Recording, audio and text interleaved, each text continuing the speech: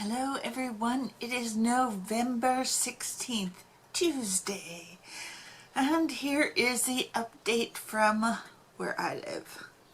Okay, so first of all, you always get to crochet, and one of the projects that I worked on for Zabez is now public, so I can show you, and it's another pair. So let me just get these looking good. Oops, and he does not look so good. Okay, and here they are. Little Merman and Mermaid. And as always, I will link the pattern below. Now for him, I thought, well, gee, if he just had legs, I mean, and you did some different stuff to him, you could almost make like a little Raggedy Andy, because his hair looks right. And she's a little Ariel. I mean, that's not the name of the characters in the pattern, but she's got this red hair like Ariel. So, anyhow, that's what I've been doing.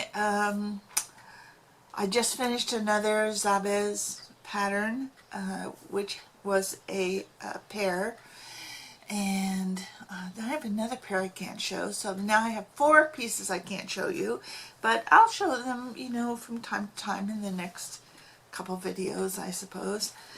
And then I think he's got one more pair test to do, and then he's taking a Christmas break. And I'm not sure I'll do the next test. I'll have to see what it is. But, yeah, we'll see. So, that's been happening with the crochet. And,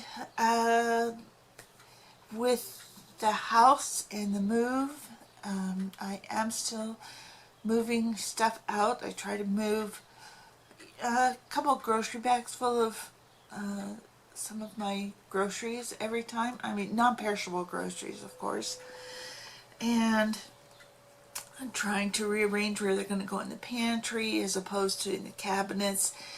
And just trying to figure all that out. I've already got 2 bags packed. I'd like to pack up another grocery bag and possibly take out 3 grocery bags tomorrow. And get those all settled. And in the meantime, I got a little antsy about wanting to get going on the gardening. And so, you know, whenever you start a new project, you can make some financial mistakes. And this is kind of a financial mistake, and yet I'm going to make it work. Just not the way that I thought it would work, because the way I thought it would work is not going to work. And that is, I bought all these little containers for growing or starting seeds. So it's got like 12 little cells, and it's a little hothouse. Well, the thing is, if you feel like you want to buy these and you're going to start seeds indoors, that is apparently a big mistake, because you have to have grow lights and you have to have a whole setup. Otherwise, they're just going to get tall and spindly, and as soon as you put them outside, they're going to die. So, and it's not even a matter of hardening them off, but just that they don't have grow lights indoors, they're really not going to do anything. So what I'm thinking is I will start these, and as soon as they come up, I will put them outside, and when they get big enough, then I'll transplant them. But that's another thing I have since learned, and that's that some plants really don't appreciate being transplanted. So the best thing to really do is start them in what are called peat pots. Now, if I'm telling you stuff you already know, I'm sorry I'm repeating this, because like I said, my learning curve is just straight up. So I'm just telling you what I'm learning. So the thing with peat pots is they're one use only, but you put them in the ground.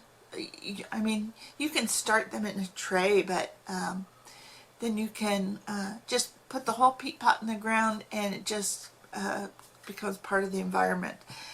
So some of my plants I will definitely be starting in peat pots so that the transplanting issue isn't harmful to them. And specifically those are going to be beans and peas. I will start them in peat pots. Then you just put the whole peat pot in the ground. But I only have a few peat pots. I have to buy some. And these I got, gosh, I think I have about 20 of these. And I think I spent about $30 on them. So that may have been like a mistake, but I will make them work. Believe me, I will make them work. But like right outside my porch area, there is a shelf unit that's built with cinder blocks and boards that the previous owner had set up, and it's empty. But it's also kind of exposed to wind, and so these little things weigh nothing, even with dirt and potting mix in them. They still don't weigh very much. So I have to find some way to secure them to the shelf. I mean, maybe I'll just find some bricks or something, and or some rocks, and just kind of wedge them onto the shelves so they don't just blow away. And of course, if they have the lid on them, I will have to tape the lid down too, so that the lid doesn't just fly away. I'm sure the neighbors would not appreciate plastic flying into their yards. But so yeah, that's where I'm headed with my knowledge right now. So I hope to get started on some planting pretty soon. I did kill an artichoke at the property, but I didn't know it was an artichoke, to be honest. I thought, I didn't know, because I had no idea what this woman had planted, and just randomly planted all over. Did figure out one of the things was sage, and then a pot fell over on top of the sage, and it doesn't matter because I don't put sage on things. The landlady is allergic to sage, so that it's kind of compromised at this point. I really don't care.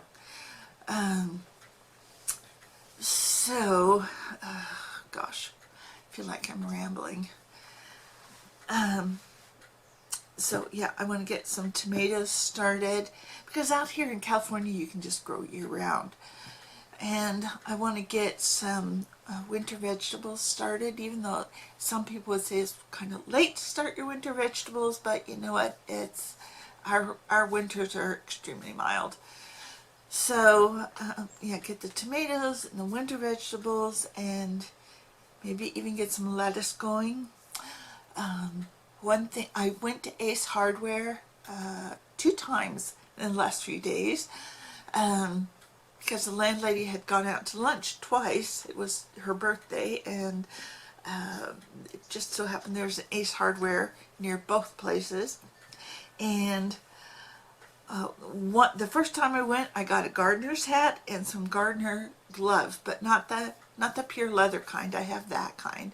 That kind is great if you're dealing with branches and stuff, but if you're dealing with soil, there's some that are like rubberized on half of it.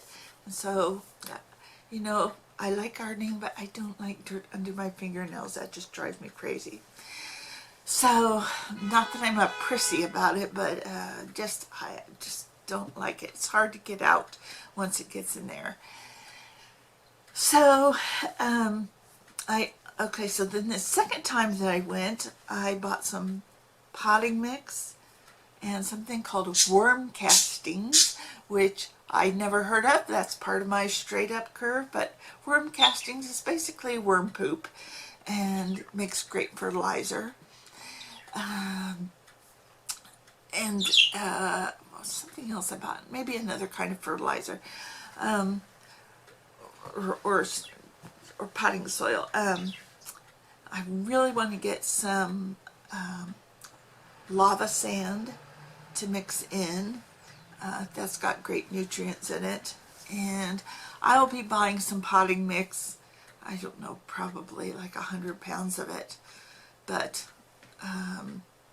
not until we're there and I'm really ready to do the beds, because getting those huge bags of potting mix up the steep driveway and down into the garden beds is going to be interesting, to say the least. But maybe when we get them, there'll be a guy nearby who can help move them up the driveway.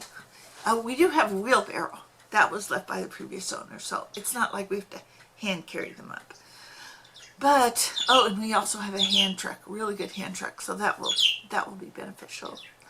So I am rambling, and I will let you all go, and I hope you have a great rest of the week, and I will talk to you soon. Bye-bye.